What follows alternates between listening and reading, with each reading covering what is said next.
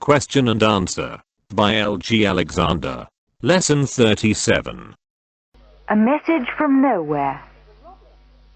The Robinsons were expecting guests for dinner. The guests, who were all colleagues of Mr. Robinson, were due to arrive at 6:30. It was 7:15, but they still hadn't appeared. "I wonder what has happened to them," Mrs. Robinson asked her husband. "Did you tell them how to get here?" "Of course I did," Mr. Robinson replied.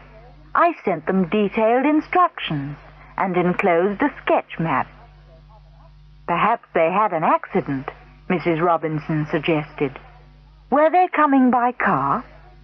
"As far as I know," Mr. Robinson said.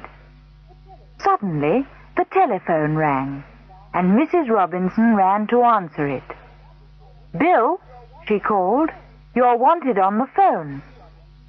Mr. Robinson picked up the receiver. "Is that you, Bill?" a voice said.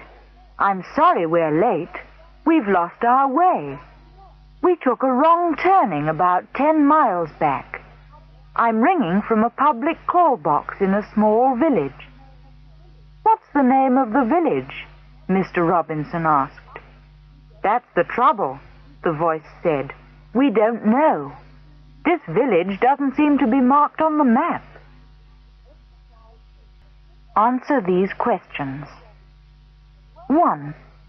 Weren't the Robinsons expecting guests for dinner? 2. Who were these guests? 3. When were they due to arrive? 4. Did they arrive on time? 5. Who had given them instructions to get there? 6. Had they had an accident?